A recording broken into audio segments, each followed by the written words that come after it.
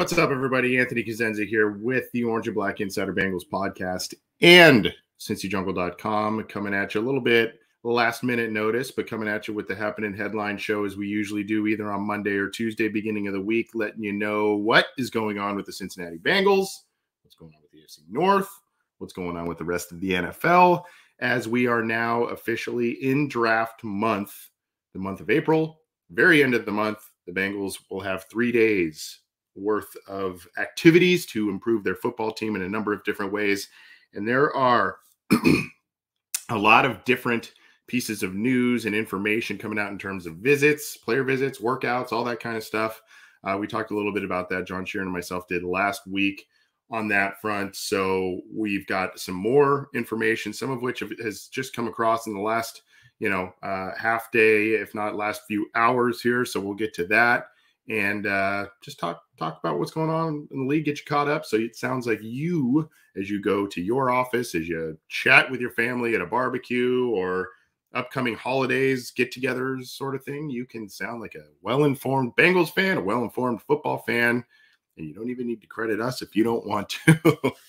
Again, I'm Anthony Cosenza with CincyJungle.com, and this is the Orange and Black Insider Bengals podcast. You can subscribe to the YouTube channel right down there. There's a little icon there. The OBI icon, click that to subscribe, and the bell to get notified when new content is available and when we go live. You can also catch the live show on Cincy Jungle's Facebook page by giving that a like. So give that a thumbs up if you like the Facebook platform.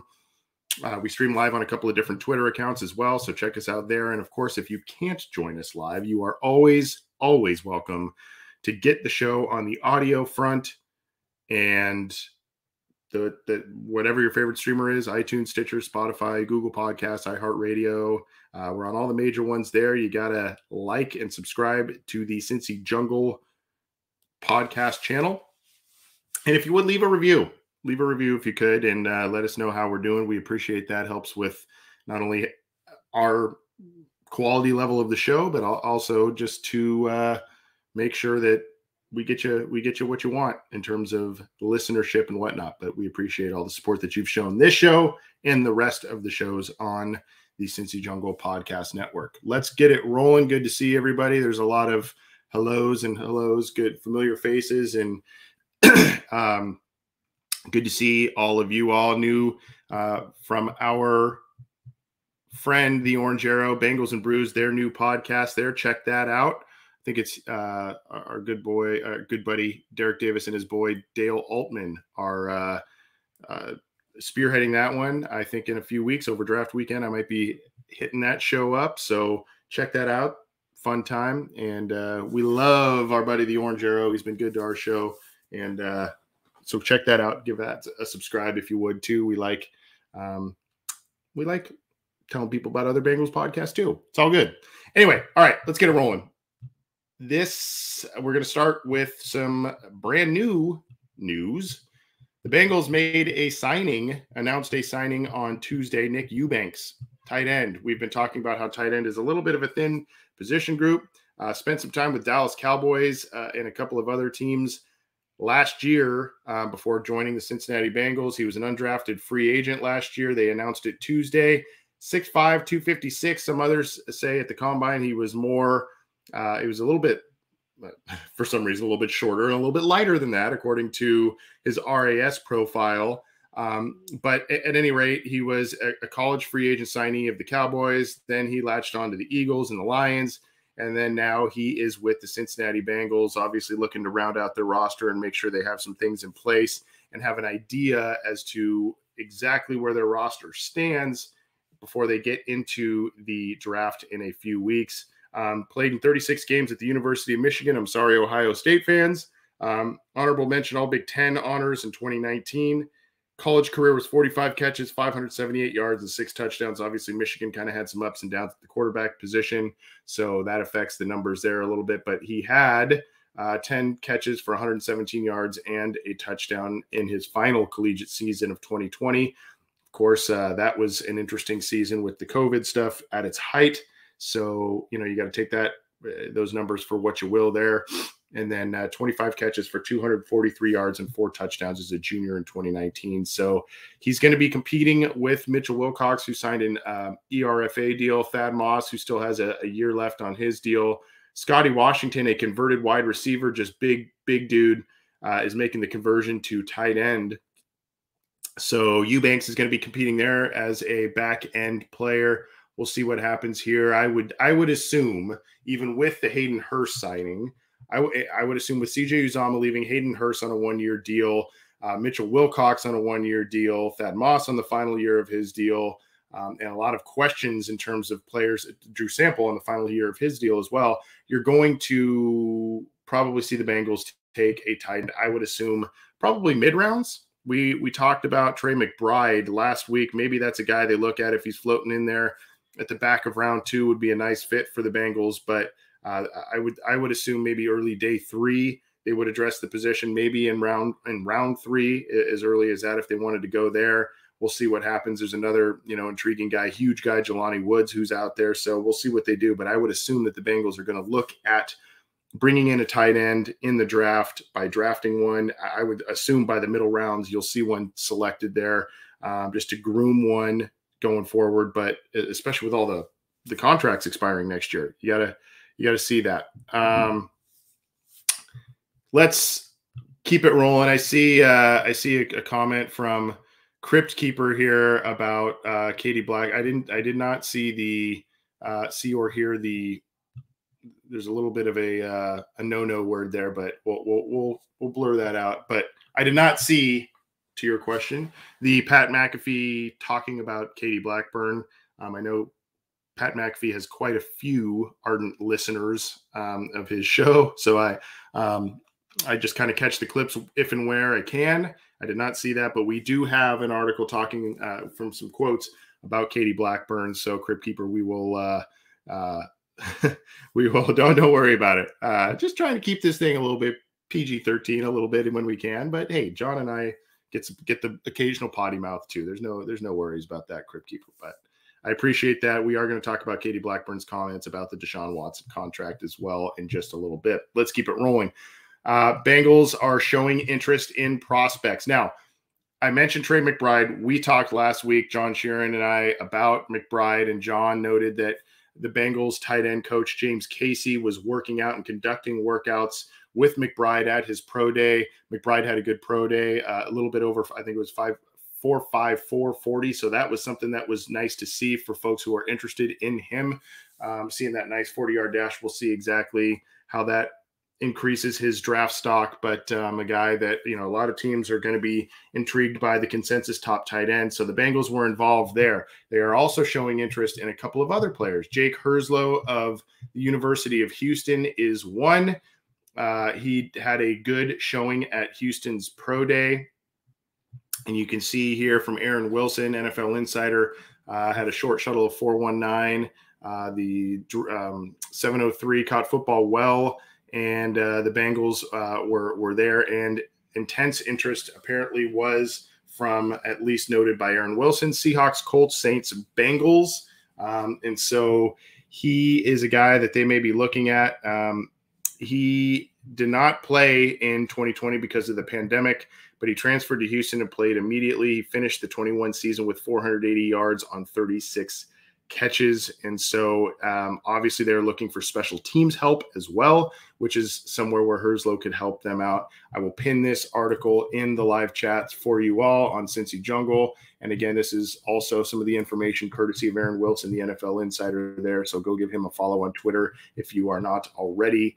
He is at Aaron Wilson _NFL, a guy who's long been a good source of information for Bengals fans, AFC North fans. He used to, I think he was pretty closely affiliated with the Baltimore Ravens as well, at least covered them. And so he's a good resource of information. Here's another one. CincyJungle.com has this one up as of yesterday. The Bengals are going to work out Jamari Sawyer, big boy, big offensive lineman, Jamari Sawyer of the national champion Georgia Bulldogs. He recently worked out for the Saints, and he'll soon work out for the Bengals. This is from @JustinM_NFL, another good resource of NFL news, he's already met virtually with the Packers and the Broncos, to name a few, and he'll soon meet with the Raiders.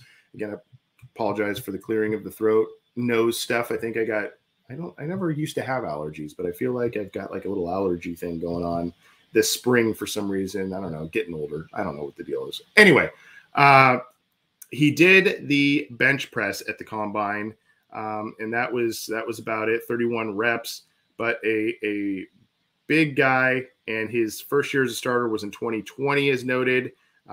He was a left tackle there, saw playing time at left guard, played mostly left tackle again, saw time at right guard. So again, one of these offensive linemen that has versatility and has starts at multiple positions. We talked on last week at the listener question show. We talked a little bit about how the Bengals really covet versatility out of their offensive linemen and their offensive line prospects. So you can see there he played with Trey Hill, 6th-round pick last year. So this is going to be a guy who's not going to be drafted on the first round, but could be a guy that they look at night 2, that sort of thing. Just kind of depends on where they see the value there. But a big guy, and a guy who has experience at left tackle, and a guy who has experience at both guard positions with Georgia, and that seems to be something that the Bengals would really look hard at as a possible guy that they bring in as a prospect and developmental guy here behind some of the big free agent signings that they made just a couple weeks ago. Let's keep it rolling. And this is from the great crew over at All Bengals: James Rapine, Elise Jesse, Lindsey Patterson, Blake Jewell, all of the fine, our boy Sans, all of the fine folks over at All Bengals. I will pin this link in the live chat. And this is another piece of information in terms of interest the Bengals have shown in an incoming rookie, Nebraska wide receiver Samori Toure. I think I'm pronouncing that correctly. They're one of multiple teams that have expressed interest in Nebraska wide receiver. Again, according to Aaron Wilson, older, 24-year-old, older guy, but led the Cornhuskers with 46 catches, 898 yards, 5 touchdowns last season, averaged 19.5 yards per catch, and topped the 100-yard mark 5 times. Not too shabby there, especially Nebraska, which isn't known as a bombs away pass, big passer type of school. They're kind of a ground and pound defense and strong special teams, occasional big play on offense. But you see there almost 20 yards a catch. That's pretty solid.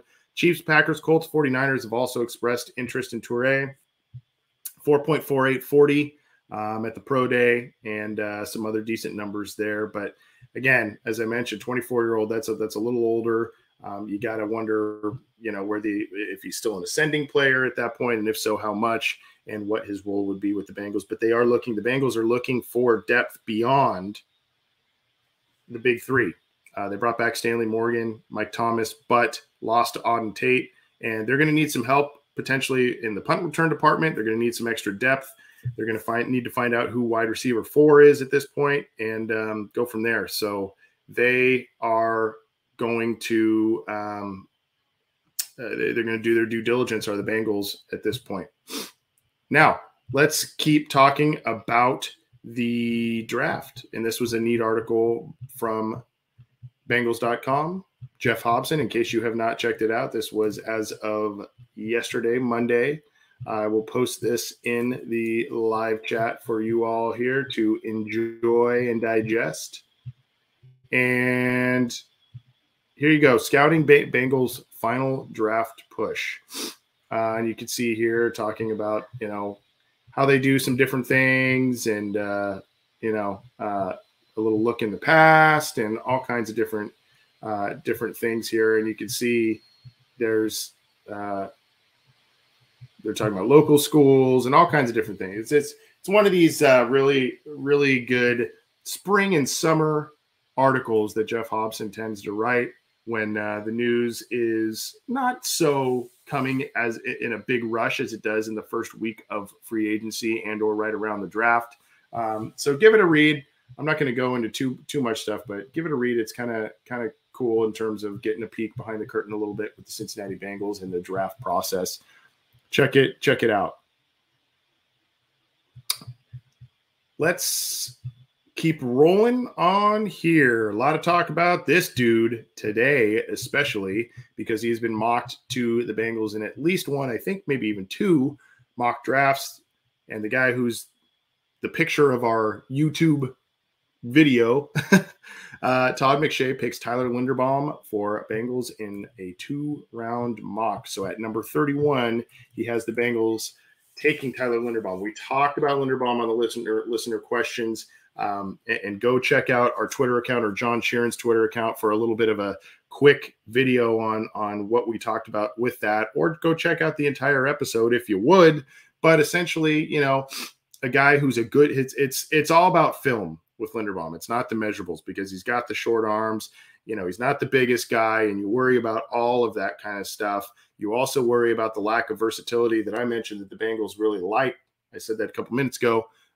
He's a center only. That's what this guy is, and does not have experience really elsewhere. He is a center, and that is it. And the Bengals right now have Ted Karras, but as we know, his scores, his data shows that he has performed slightly better at both guard positions in the NFL as opposed to center. So, you know, this may be an option for the Bengals. Maybe they move this kid to center if they do select him. Karras is now your left guard, and your draft picks from last year, Carmen, Deontay Smith, what have you. Maybe they grind for a spot, or they are ready and capable backups, I guess. And that's where you go. But here you go. McShay picked him to the Bengals at number 31 overall. Here is the synopsis. By now, the Bengals' protection woes of 21 are well documented. Quarterback Joe Burrow took way too many hits last season, and the offensive line was a glaring problem coming into the offseason. Cincinnati wasn't messing around in free agency, though, signing offensive tackle La'el Collins, interior lineman Alex Kappa, and Ted Karras. That's a big improvement, but is it enough? I'm not sure. Karras is a long-term answer, and Linderbaum should quickly emerge as one of the best centers in the NFL. Linderbaum anchors well and fights to the whistle. And his zone blocking ability right there, zone blocking, that's the scheme fit, the schematic fit with the Bengals will open lanes for running back Joe Mixon. And as an added bonus, this is terrific value. Linderbaum is my number 18 prospect on McShay's board. So I think in a lot of ways this makes a lot of sense, but also when you see what the Bengals have done in free agency, the desperation to grab this kid doesn't seem to be there. Again, this is all about film with Linderbaum. You're going to have to overlook the measurables in order to talk yourself into this pick. And at 31, instead of 16, 20, number 10 overall, what have you, even 18, if he is the 18th best prospect, I mean, then you go, well, you may have some issues taking him because of the measurables at that point. Back into the first round, one of the very last picks, you may not have a big issue with it.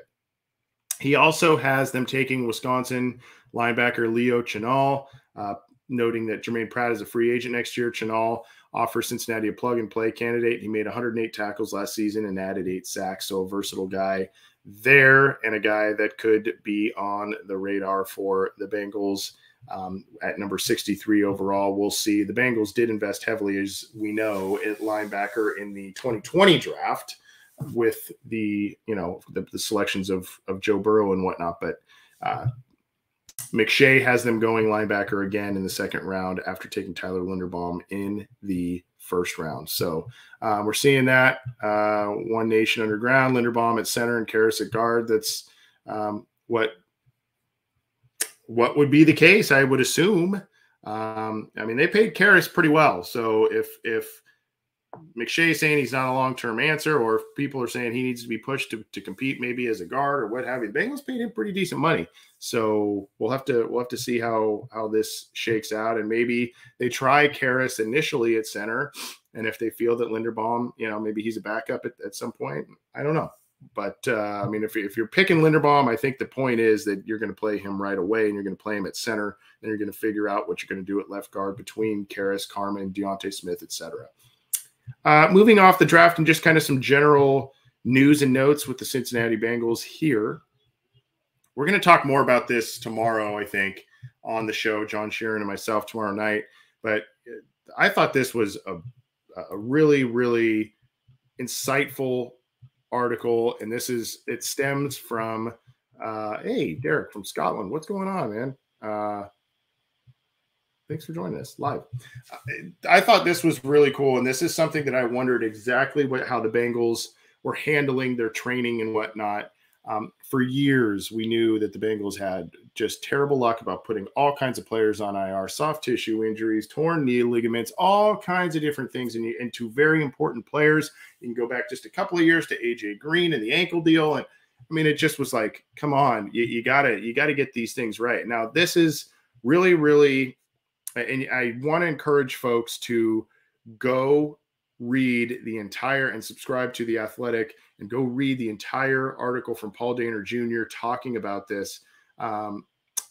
Taylor and Joey Boas, the guy who's heading up the training staff. Here you go, right here. This is an excerpt from the article in the Athletic. The type of health the Bengals enjoyed this past year does go back to luck. Injuries always do. However, the Bengals are ultra reliant on the technology that tells them when guys are fatigued, overextended, or just need days off at practice. Taylor focused his offseason routines, camp practices, and the season schedules on keeping players fresh for Sundays. It's tough to pull back on practice reps, but when trainer Joey Boas says his eyes and the numbers say to back off, he's done it. And then you see here another excerpt here. Research presented at the league meeting showed a vast majority of soft tissue injuries were occurring early in camp and then had high instances of re-aggravation as the season progresses. Taking it easy in the summer tends to lead to availability in the winter. This is genius. This is absolute genius by the Bengals. And this is something that, quite honestly, when you have a young, offensive-minded, innovative, aggressive head coach like Zach Taylor, this is the type of stuff where you go, we really got to research into these things, and we got to look at once you get the big picture in place, you've got major pieces of your roster, your quarterback, star wide receivers, you're building the roster, you're doing things the right way. Then you can hone in on the fine tuning things like this. And this is a little thing, but it ends up being a big thing. And we know that. So this is really neat. We're going to talk more about this tomorrow, John Sharon and myself, but I thought this was awesome to read, awesome to see.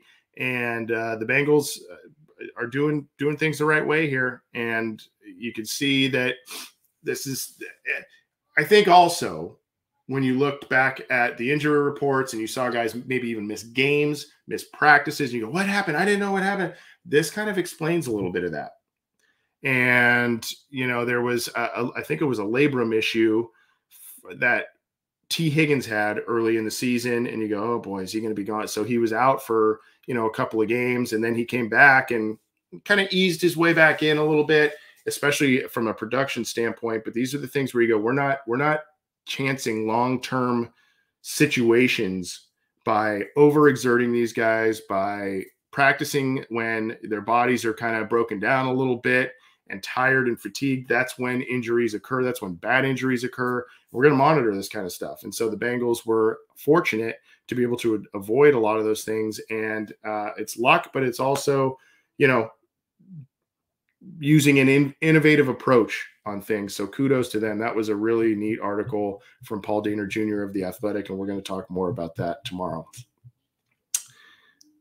Let's keep going with, here you go. This is a little bit on the same vein as the training aspect, the monitoring of injuries aspect in some way. Longtime trainer, and this is from Kelsey Conway of the Cincinnati Enquirer. I will pin this in the live chat as well. But Bengals longtime head athletic trainer Paul Sparling, a name we have heard forever. Paul Sparling. We have heard this name for a long time. I think about 3 decades to be exact. He is stepping down. So he's worked 845 NFL games over the course of his 30-year career. Wow. Kudos to him.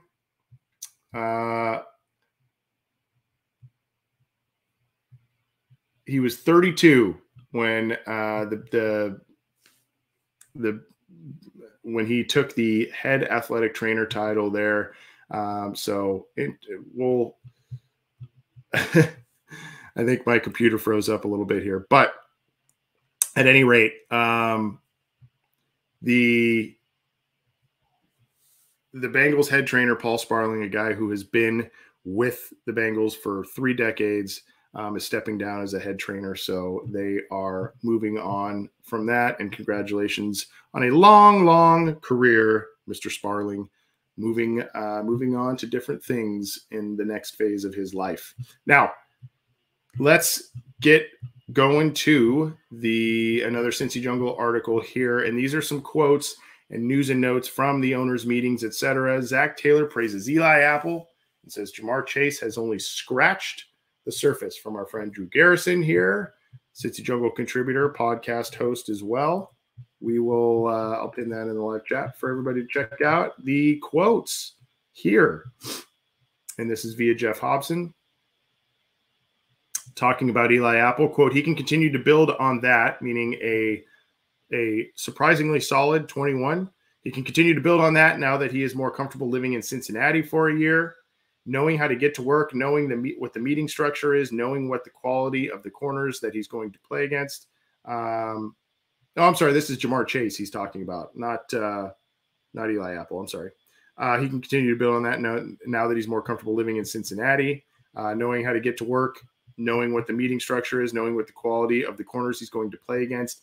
You get a chance to sit on that information for 6 months, come back and attack year 2, and I'm excited to see what he could do. My mistake. That was in reference to Jamar Chase, not Eli Apple. In terms of Apple, he said, Taylor said, quote, if you don't have a quality corner, people are going to find him and pick on him. Eli Apple is a quality starting corner in this league.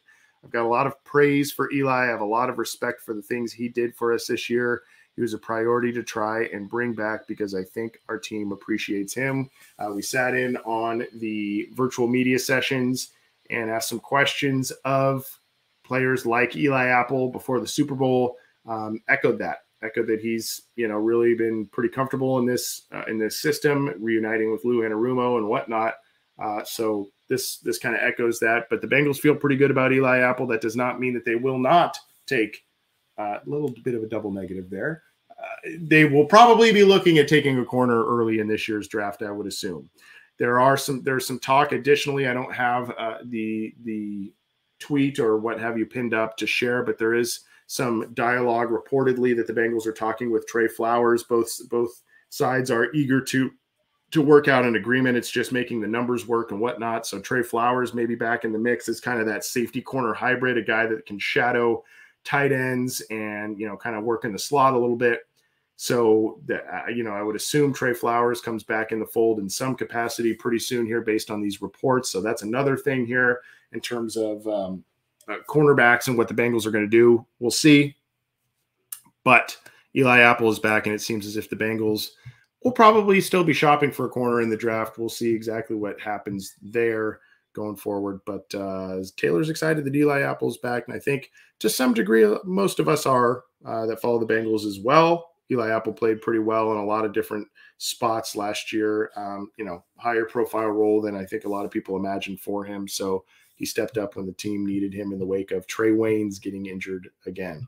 We kind of knew this a little bit. This is so I won't spend a ton of time on this one before we start getting into the AFC North in just a second here. The Bengals were among 3 teams to vote against the new overtime proposal. We talked about that a little bit on the show here, but here is a statement from Katie Blackburn, rock star Katie Blackburn, quote, I'm just a fan of the sudden death aspect of it. And Blackburn was the one who had voted against it. I think guys have been playing for a long time. You had 4 quarters to try and win the game. I like the rules being the same for the regular season and the postseason, so everyone is playing the same game.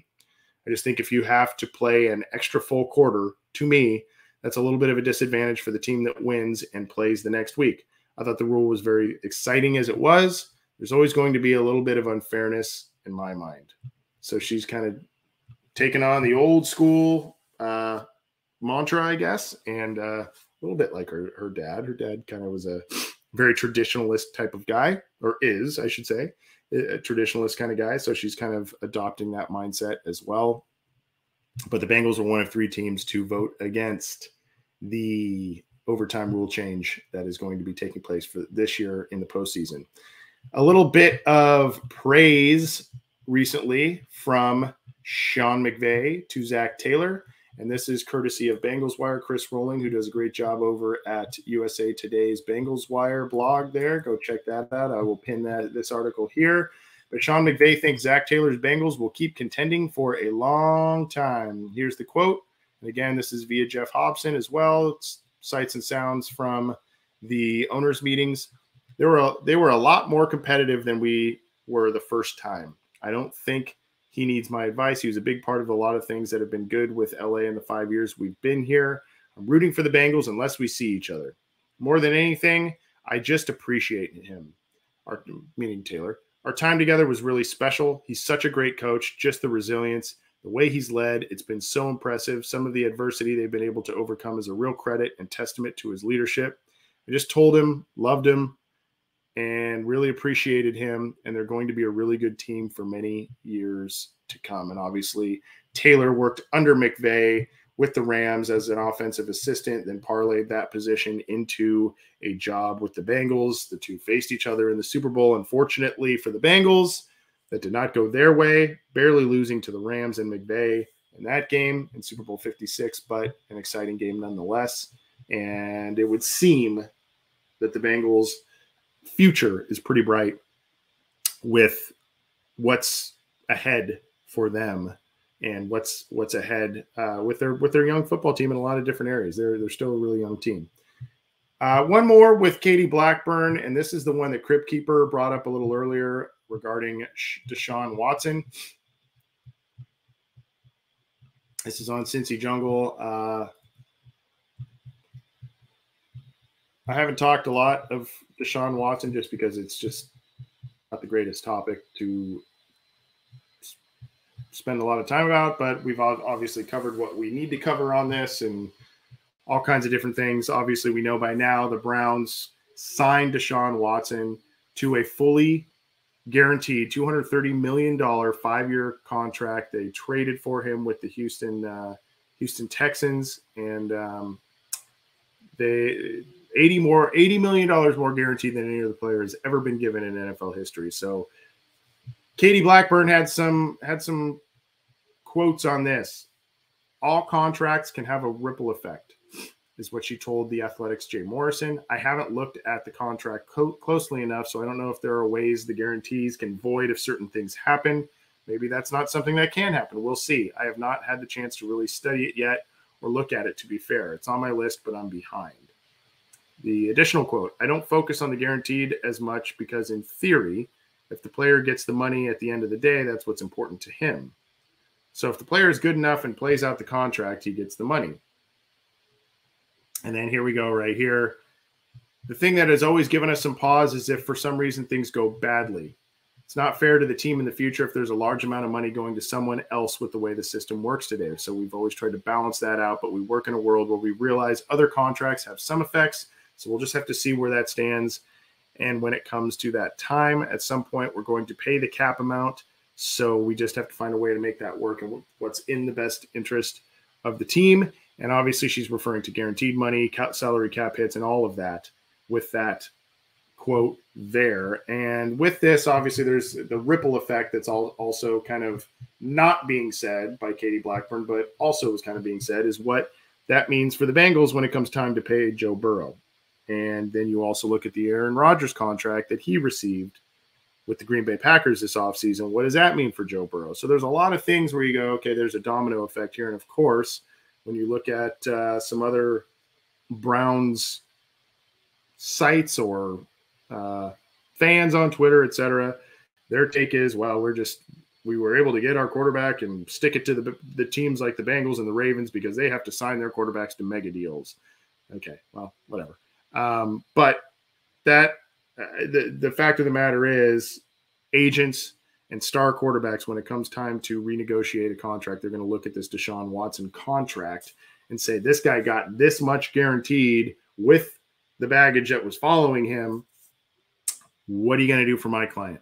And it really has, in a way, changed the landscape, the financial landscape of the NFL going forward at the quarterback, especially at the quarterback position. So we'll see.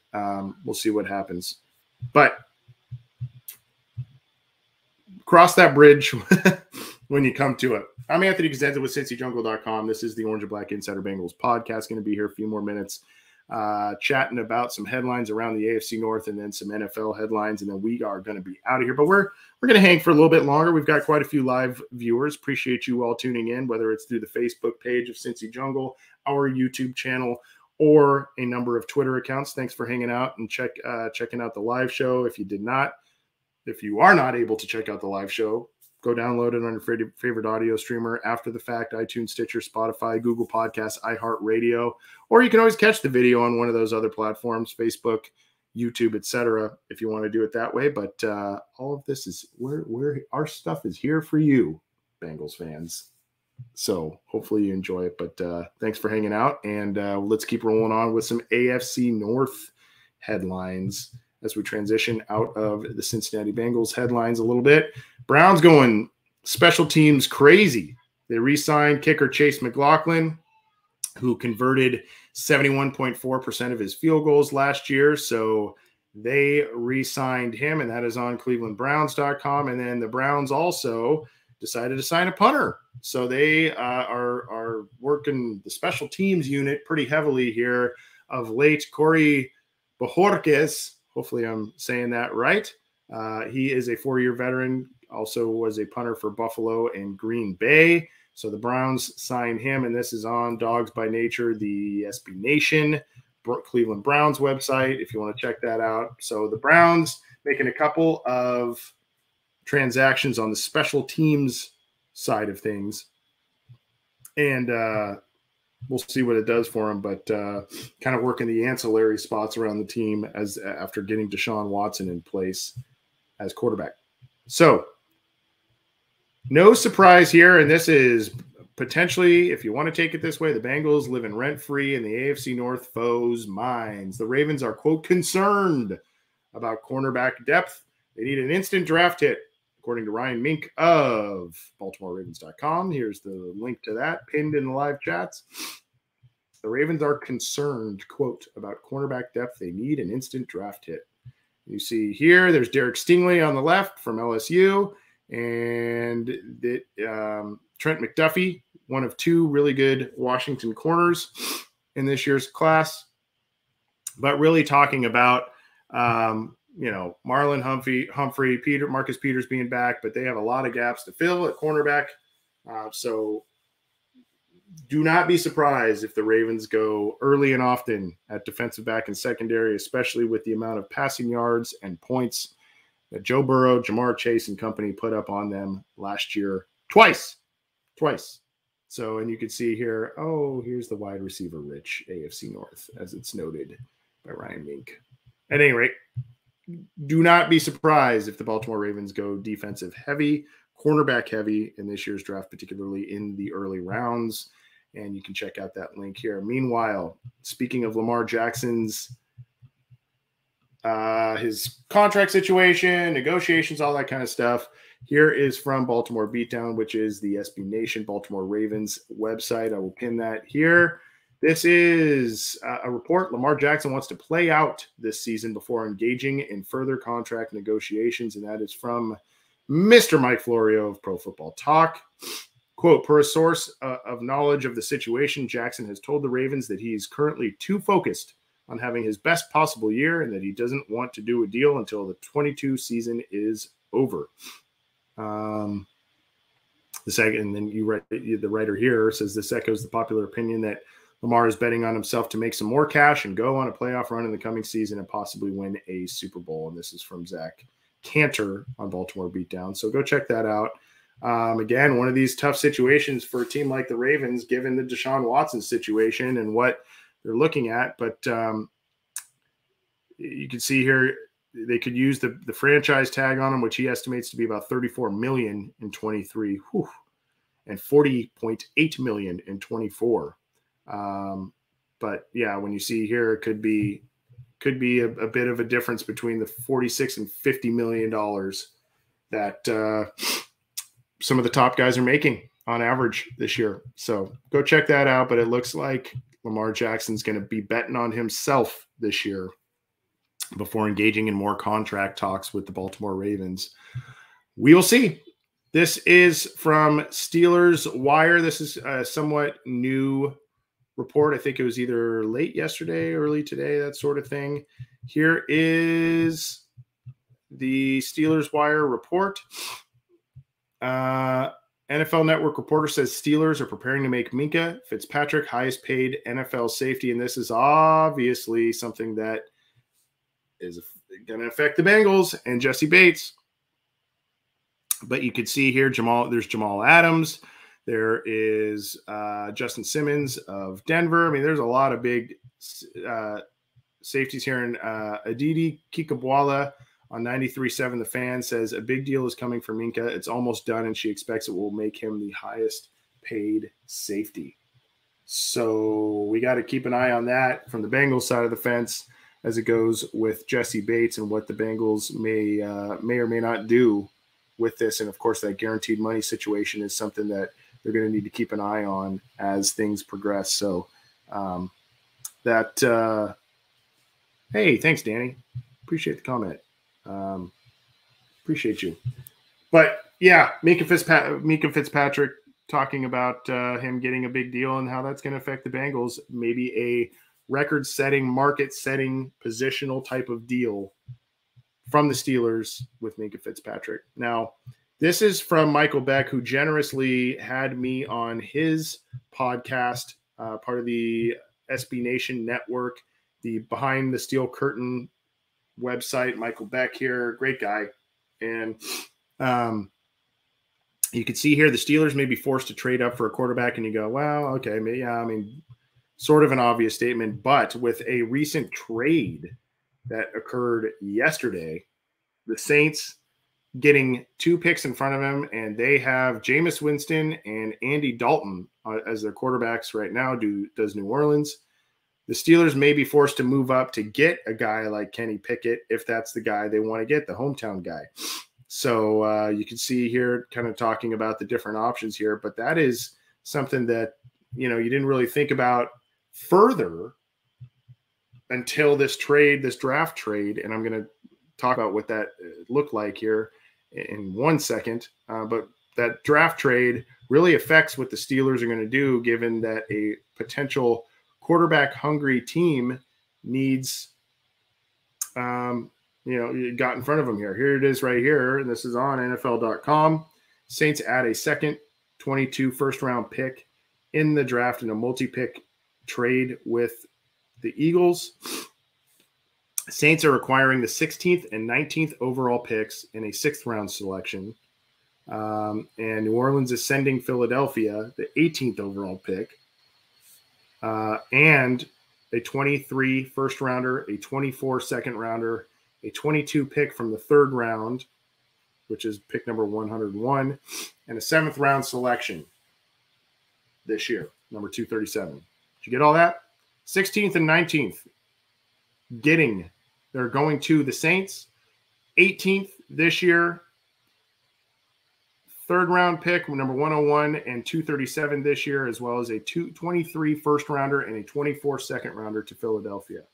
So there you go. That's why Pittsburgh may need to move up and get a quarterback and trade and sacrifice draft capital to do so if they want to do that. That's something to think about. Speaking of the Saints, they are busy. Not only making trades, but now they are hosting former kind of hometown guy, at least college-wise, Tyrann Mathieu. He is visiting the Saints, so you can check out a little bit more on that. Mathieu was originally linked to the Steelers in the earlier parts of free agency. He wanted to play with Minkah Fitzpatrick, reportedly. That didn't work out, so he's been kind of taking his time and making visits and enjoying the free agency process to see where his best situation is going to be. But that's on NFL.com right there. He is visiting the Saints. And as I mentioned, there was one quarterback name I did not say on the New Orleans roster, and that is Blake Bortles. because they are releasing him after signing Jameis Winston and Andy Dalton. You can see this. This is on NFL.com as well. Bortles wants to go get a more solid number 2 role somewhere, apparently. And so now you've got, he signed in New Orleans late last year.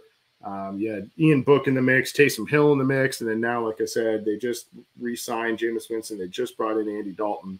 So now you've got Bortles kind of the odd man out, and he's going to test free agency, see where he can get maybe a backup gig going forward here. So a lot of stuff with the Saints. Busy. This was an interesting one from Lance Zierlein, again on NFL.com. Lance Zierlein, a guy who focuses in on the NFL draft. I liked this one here. The strongest position group, the weakest, and he kind of ranks them: edge defender, safety, interior offensive line, cornerback. So check this out. This is a cool ranking in terms of strength of the draft class to weaknesses of the draft class.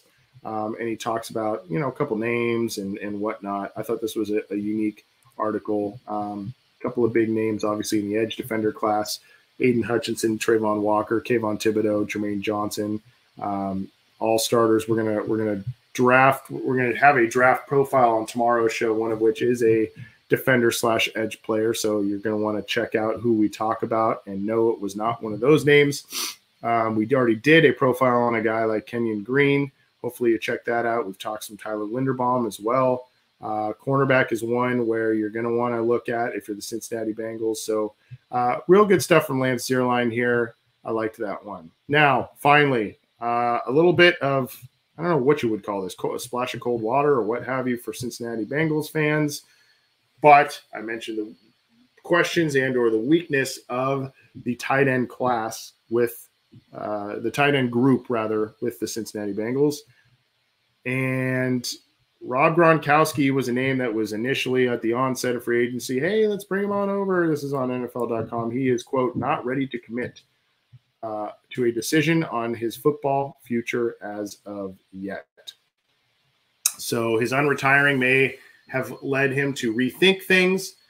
He's only, I say only, 32. I feel like he's older than that because he's been in the league for so long. But 32 years old and probably could be an effective weapon still at this point in his career. And despite all of the injuries and whatnot that he's accrued over the years, but, Hall of Fame guy and,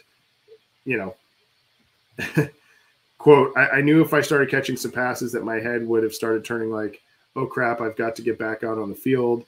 Right now, I'm not ready to get back out on that field. I'm not ready to commit to the game of football right now. That is what he told TMZ, apparently, about his playing future with whomever, whether that is with the Tampa Bay Buccaneers, whether that is with another team, who knows, but Gronk not ready to commit to football in 22 right now.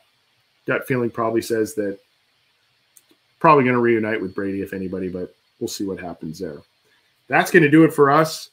We had a long, decently long show. Good one, though. Got through a lot of headlines, a lot of stuff with the Cincinnati Bengals, a lot of stuff with the AFC North and the NFL. Hopefully you enjoyed it. Go check out those links I provided from a number of different sources. Also, you got to keep your eyes to cincyjungle.com for all your news, opinions, analysis, podcasts, all kinds of different stuff. We've got a lot of stuff there for you. We appreciate the support. We appreciate the eyeballs reading and watching our stuff that we have put out there for you. Hopefully you enjoy it. Again, subscribe to our YouTube channel right down here. You can click that icon to subscribe and click the bell to be notified when we're live, when new content is available, and go subscribe to the Cincy Jungle podcast channel and listen to it on your favorite audio streamer, whichever one that may be. We are there. We appreciate the support. Have a great rest of your week. We'll be back Wednesday. We'll be bringing you all kinds of stuff throughout the week. And oh, by the way, the song on the intro, the song going on the outro here, that is Holy Coast Band, a local musician in Ohio, Ian Ryder, great guy. He was on one of our Happenin headline show a while ago, supplied us with some great music. Their band is touring. Go check out the Holy Coast Band and check out Ian Ryder on Twitter as well. They do some good tunes, and we appreciate them. We want to support their band, especially being a local Ohio band and whatnot. Take care, everybody. We'll talk to you soon.